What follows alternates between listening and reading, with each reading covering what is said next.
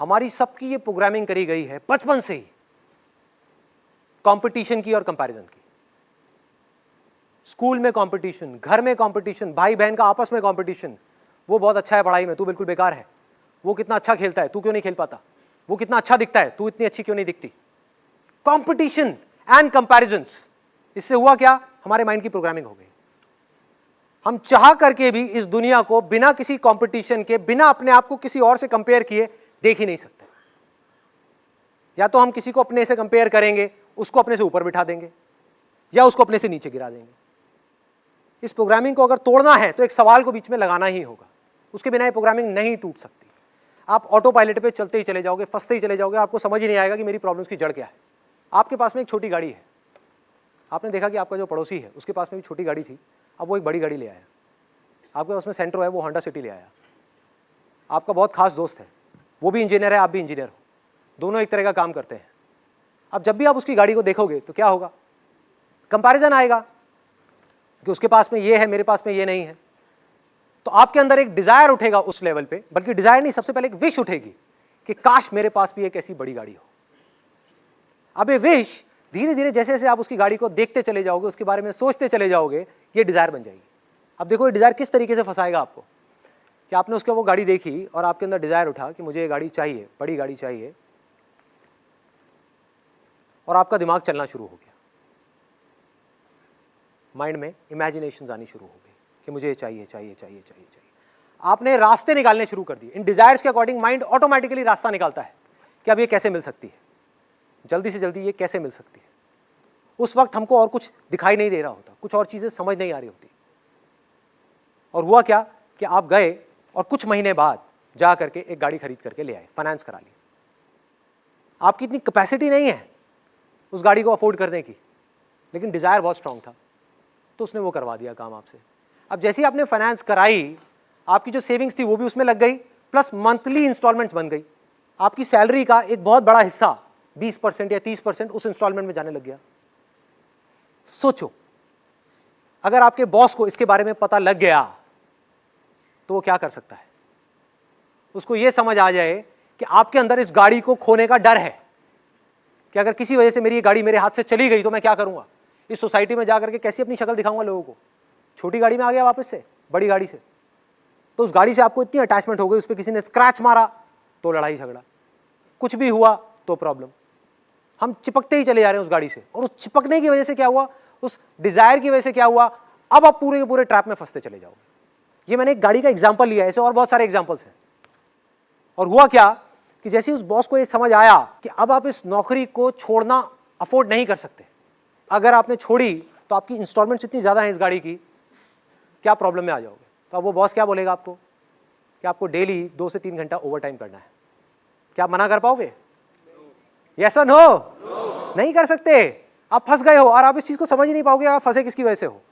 आपके अंदर एक डर पनपेगा कि अगर मैंने जॉब छोड़ दी और 3-4 महीने तक मुझे कहीं और जॉब नहीं मिली तो मेरा क्या होगा, ईएमआई कहां से दूंगा, मेरे घर के खर्चे कहां से निकलेंगे, ये कैसे होगा, वो कैसे होगा।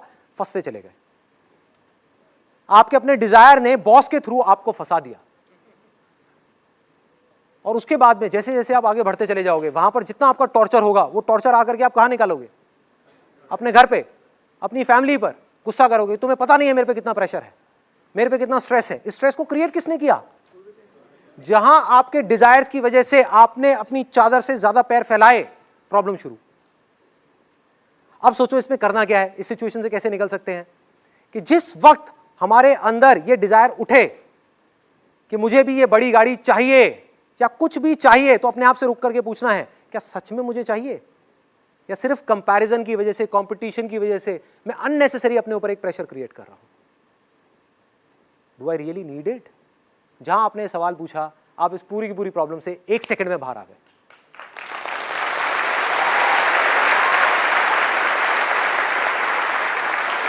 आपकी इंटेलिजेंस बीच में आ गई, वो आपको बचा सकती है। डिजायर को उठने से पहले ही आपने खत्म कर दिया।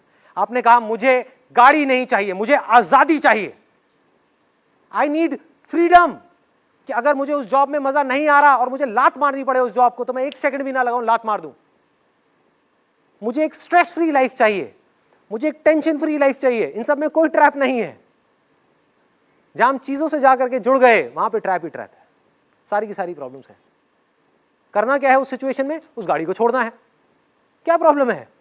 गलती कर दी, गाड़ी ले ली बड़ी, बेच दो, छोटी गाड़ी ले लो, सारी प्रॉब्लम सॉल्व। लेकिन हमारा दिमाग कभी इस डायरेक्शन में जाएगा ही नहीं। सारा का सारा जो खेल है वो मन का है। मन है प्रॉब्लम। लोग कर क्या रहे हैं? अपने मन की सुन रहे हैं, मन से प्यार कर रहे हैं, भगवान से डर रहे हैं। करना क्या है? इसका उल्टा, भगवान से प्यार करना है और मन से डरना है।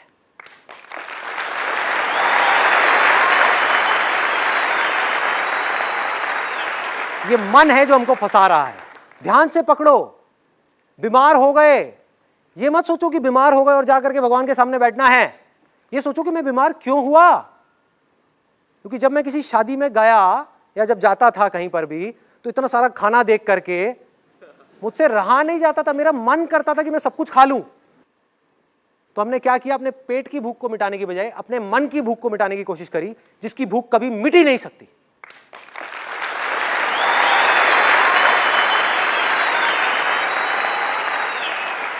खाते रहे खाते रहे खाते रहे, जा करके हॉस्पिटल में पहुंच गए। अब भगवान को बोल रहे हैं, भगवान तूने ये क्या कर दिया।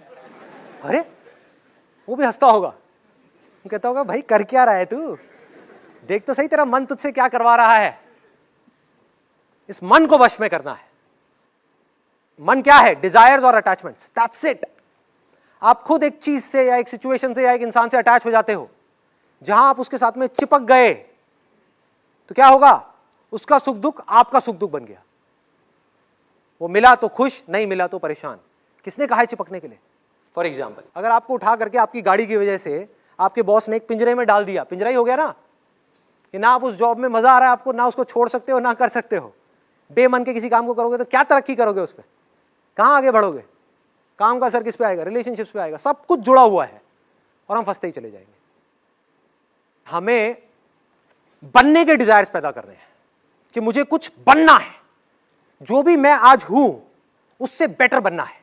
मैं एक पेंटर हूं तो मुझे एक बेटर पेंटर बनना है। मुझे और चाहिए, ये खतरनाक डिजायर है।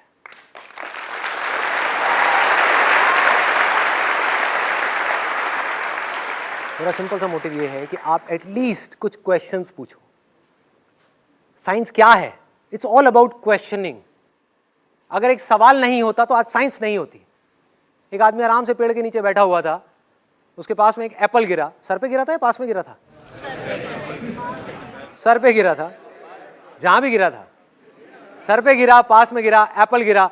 उसने देख करके पूछा कि एप्पल नीचे क्यों आता है, ऊपर क्यों नहीं जाता? Law of gravity was born in that particular movement. Question क्या है? एक डिजायर है। एक डिजायर है कुछ जानने का। जो आपने पूछा ना, किस तरह के डिजायर सही है, किस तरह के नहीं है। Questioning is also a desire which will lead you down to intelligence, जो आपकी इंटेलिजेंस को बढ़ा देगा। और एक डिजायर है चीजों का, जो आपकी इंटेलिजेंस को कम कर देगा। एक क्वेश्चन पूछो कि हम ये कर क्यों रहे हैं, कि मैं अपने पड़ोसी की गाड़ी को देख करके ये क्यों चाह रहा हूं कि मुझे भी वो गाड़ी चाहिए। ये मेरा अपना डिजायर है या बचपन से मेरी ऐसी कंडीशनिंग हुई पड़ी है, बचपन से मेरी ऐसी प्रोग्रामिंग हो गई है, competition competition competition, comparison comparison. क्या उस गाड़ी में बैठने के बाद में बहुत मजा आने वाला है? क्या वही जिंदगी है या जिंदगी कुछ और है? पिंजरा जैसा मर्जी हो, सोने का भी हो, है तो पिंजरा ही ना भाई। किसी भी चीज का डिजायर एक सोने के पिंजरे के जैसा है जो हमको कैद कर देता है। क्वेश्चन पूछने का डिजायर बढ़िया है, आपकी इंटेलिजेंस को बढ़ाएगा। किसी भी काम में आपको एक्स्ट्रा ऑर्डिनरी होने के लिए आपको क्वेश्चंस पूछने ही पड़ेंगे। बिजनेस में आपको डेली 1000 बार सवाल पूछने पड़ेंगे कि मेरे कस्टमर्स को क्या चाहिए, क्या चाहिए, क्या चाहिए। उनकी रिक्वायरमेंट को समझना है, अपने आप को बेटर बनाना है। जिसकी सवाल पूछने की आदत है वो किसी भी फील्ड में चला जाए वो कामयाब हो जाएगा।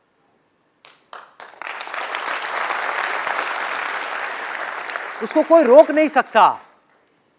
सपोजिंगली 2 इंजीनियर्स हैं आईआईटी के अंदर, एक है जो सिर्फ रट्टा मार रहा है, एक है जो इस फंडे को समझ रहा है। जिसको फंडा समझ आ गया वो किसी भी प्रॉब्लम को सॉल्व कर सकता है, लेकिन जिसने रट्टा मारा वो सिर्फ एक ही प्रॉब्लम को सॉल्व कर सकता है। जिसने रट्टा मारा उसका दिमाग ऐसे है, घोड़े की तरह। जिसने बेसिक्स को समझ लिया वो कुछ भी कर सकता है। अब बेसिक्स को वही समझ सकता है जो क्वेश्चंस पूछ सकता है, सही तरह के क्वेश्चंस, सही जगह पर पूछते चले जाना है, पूछते चले जाना है, पूछते चले जाना है, उससे माइंड शार्प होता चला जाएगा।